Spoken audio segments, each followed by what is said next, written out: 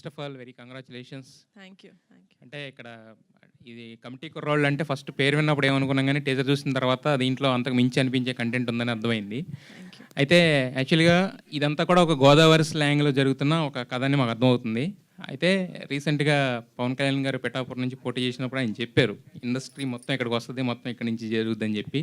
So ఆయన ఇప్పుడు ఎవరిని అడిగినా కూడా మేము పిఠాపురం ఎమ్మెల్యే గారు తాలూకు అంటున్నారు. బట్ దానికి ఫస్ట్ మీరు అనుకోవచ్చు అనమాట. యాక్చువల్లీ పిఠాపురం ఎమ్మెల్యే గారి తాలూకు ఎప్పటి నుంచి స్టెప్ కమిటీ కుర్రాళ్ళు సినిమా తోటి నేను వేస్తున్నాను పిఠాపురం వైపు లేకపోతే గోదావరి వైపు. సో మరి అంటే అక్కడ ప్రీ రిలీజ్ ఫంక్షన్ అక్కడ ఏమైనా పెట్టి You're reading my mind.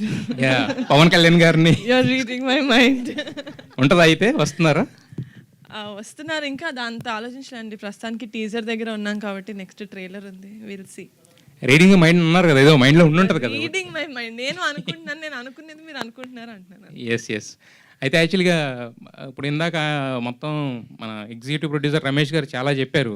అంటే చెప్పింది చిన్న స్టోరీ, అయ్యింది ఇంత బడ్జెట్ అని చెప్పి. సో మరి మీరు కథ విన్నప్పుడు మీకు ఏమనిపించింది? అంటే ఎందుకు ఈ స్టోరీ, మీరు చాలా కథలు వింటుంటారు కదా, దీన్ని ఎందుకు పిక్ చేయాలనిపించింది మీకు?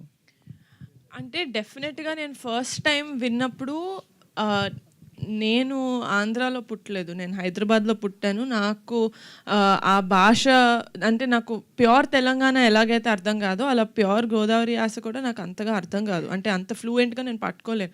కానీ వంశీ గారు నరేట్ చేసినప్పుడు I felt like I was a part of Godavari cinema ఎక్కడైతే టేక్ ప్లేస్ అవుతుందో I felt like I was a part of that. అంటే అదే చెప్పినట్టు 11 మంది హీరోలు 6 హీరోయిన్లు కాదు, 11 మంది లైఫ్ స్టోరీలోకి it just sucked me in like that. So I could not say no.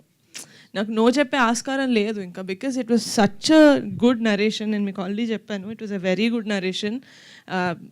మా ప్రొడ్యూసర్ గారు చెప్పినట్టు మ్యూజిక్తో పాటు వినిపించారు మాకు narration. So I think we had very good imagination సినిమా ఎలా ఉండబోతుంది, లేకపోతే ఆయన విజన్ ఎలా ఉంది అని. So it was 100% yes starting నుంచే.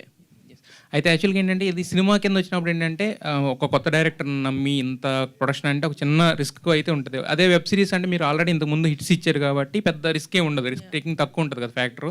మరి ఆ రిస్క్ తీసుకోవడానికి ఎందుకు మీరు ముందుకు వచ్చారు? అంటే ఇలాంటి సినిమా ఆడకపోతే అందులో there's no point in it. ఎందుకంటే ఇలాంటి cinema it touches a lot of human emotions. మనం థియేటర్కి వెళ్ళింది మన లైఫ్లో బాధలు మర్చిపోయి సరే ఒక 2.5 hours ఎంటర్టైన్ అవుదామని వెళ్తాం. బట్ ఆ ఎంటర్టైన్మెంట్తో పాటు మనకి ఇంకేదన్నా ఇంటికి టేక్ బ్యాక్ చేసుకోవడానికి ఇంకేదైనా వస్తే దట్స్ అ బోనస్. అలాంటివి మా సినిమాలో చాలా ఉన్నాయి. అండ్ ఆ రిస్క్ ఫ్యాక్టర్ అంటారా, నాకు ఫనీగా ఉండడం వల్ల it was like a support for me. So అంత రిస్కీ అనిపించలేదు, ఎందుకంటే I had another producer with me.